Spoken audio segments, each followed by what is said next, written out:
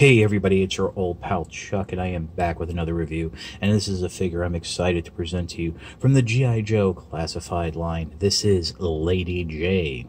Lady Jaye is one of the most iconic members of the G.I. Joe team, having been there since, I want to say, like 84, 85. Beloved character through all forms of media, the comics, the cartoon, where I think a lot of her popularity comes from, and even in that second Retaliation G.I. Joe movie, but, you know, again, that's being wiped away, so who knows. I got this figure from Amazon.com, was very lucky to be able to find it, and yeah, so that's about it for the intro. Let's strip the figure down. Maybe not the best choice of words for a female character, and see what she comes with. Well, right, here's the accessories that Lady Jaye comes with, and she comes with quite a bit. Starting off, we do have her iconic javelins. Now, it does come with two, as well as 3 tips for them. As you can see, I have one javelin with the tip already on, and then you have another one of these spear point tips, and as a nod, I guess, to the cartoon, this is one of her alternate tips. This is, I think, I want to say the explosive tip, but this can also be the tip she used in one of the episodes where she created a bubble around her and Flint, and they were able to float to the surface from under the water. The tips just peg on right here on the end of the javelins. They snap on and pop right off. Now what's really cool about that is when we come to the backpack, and this is just the standard backpack, has a little bit of, I don't know if this is a camera or a light, but you do have some articulation at that joint there, and you have articulation right there. But what you also have on the inside is molded in storage for the 2 extra spear tips you're not using. So you can go ahead and just slot that in like that, and they are molded for each tip, just like so. Make sure you get that in.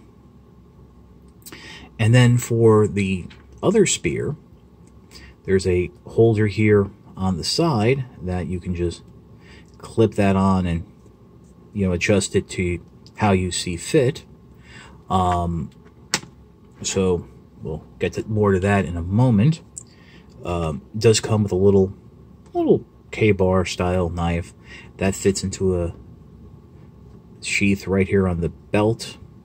I think this belt is a little loose. I think that's how it's supposed to be. The communicator's not the buckle, but who knows. And bringing the arms forward, if you want to go ahead and plug the backpack on, there's actually a hole in that brown strip, so, and then there's a hole in the back. So make sure I don't think I have that spear tip in securely. There we go. So just line it up, and it will just peg right in just like that. And then there you go with Lady Jaye.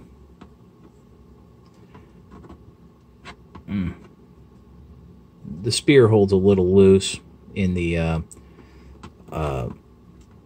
backpack there. You know, you can fool around with it, get it to like a comfortable spot. It's only one clip, so it's not going to be that secure. So we just put her right over there.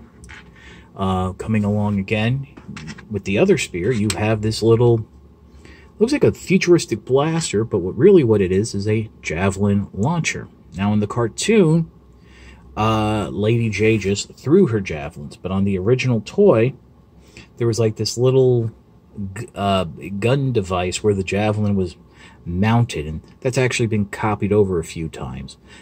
In the pictures, it doesn't look right, but I gotta be honest with you, even just without the tip on, this kind of looks like a cool little weapon for her. So, I mean, it's not how I'm going to display the character, but it's good to have. Unfortunately, there is no storage. I thought there was storage, unless I'm missing something for the handgun part of it. I mean, I don't want to be an idiot, but it is what it is. Now, the final bit of accessory here is, as you can see, Lady Jaye is without a cap. Now, that's how she basically appeared in the cartoon. On the toy and some issues of the comic, she did have a cap. So what they went ahead and did is they gave you an interchangeable hairpiece. So you just pop the hair off. Ooh, scary.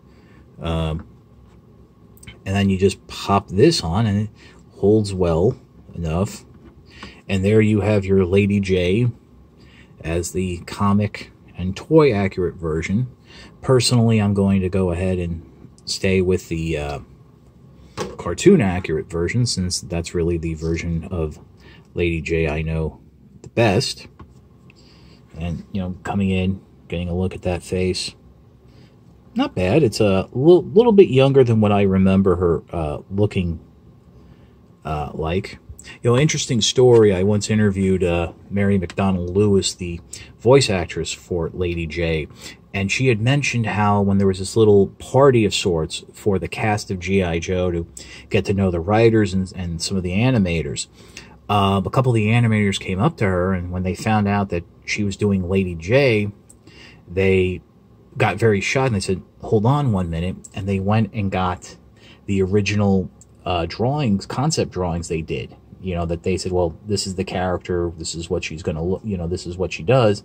And believe it or not, they had basically drawn Lady Jaye without meeting Mary McDonnell Lewis almost as Mary McDonnell Lewis looked back then. It was just like, just based on the personality and the character traits of Lady Jaye, this is what they thought she was going to be. You know, don't forget also, Lady Jaye was a Bryn Mawr graduate, so you know, again, back then, being able to learn, in the 80s, being to learn about the various military ranks, but also a lot of these historic colleges. It's really kind of cool, and something I think is lost today. But, so yeah, this is a little bit younger looking version of Lady Jaye. But as we're here, we'll take a look at the articulation. Now, the head is on that hinge with a neck joint, so if you want the head to go down, you can do that, but you can also angle the head back a little, and then bring that hinge forward and just try to get it down more. It's really more bending from the neck. You have the universal joints in the shoulders, and what's nice is a female figure, double jointed elbows. I'm sure Shartimus Prime is going to be happy about that. Both hands have that up and down wrist articulation.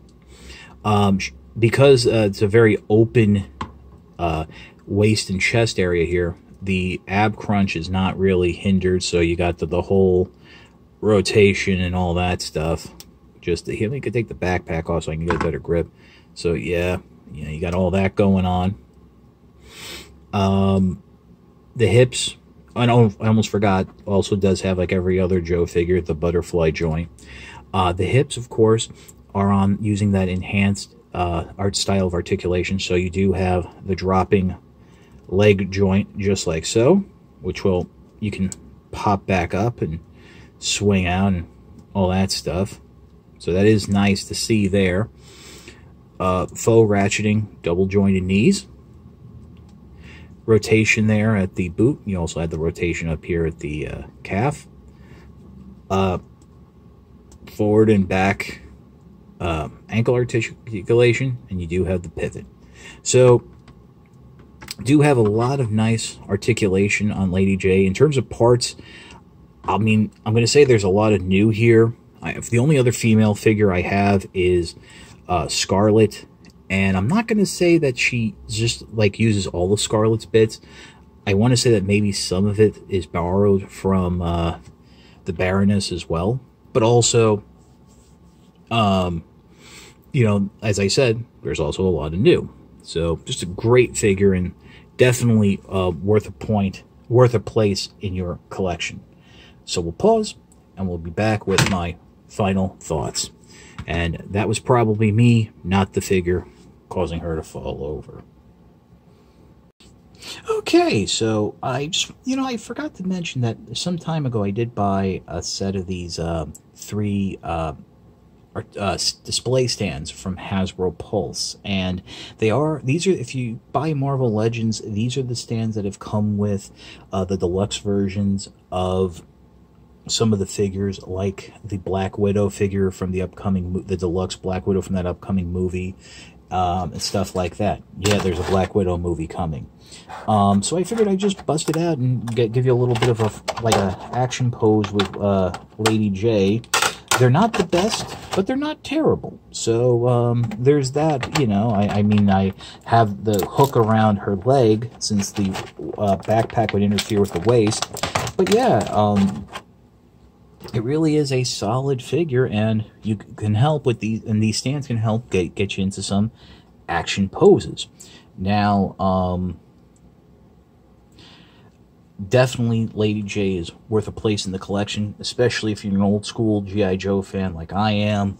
Again, one of the core characters, one of the most memorable characters. You know, her adventures, the adventures with her and Flint, were really fun to watch. So it's great that she came in the same wave that he did, so you can get them together. I know a lot of places are actually selling them as a set.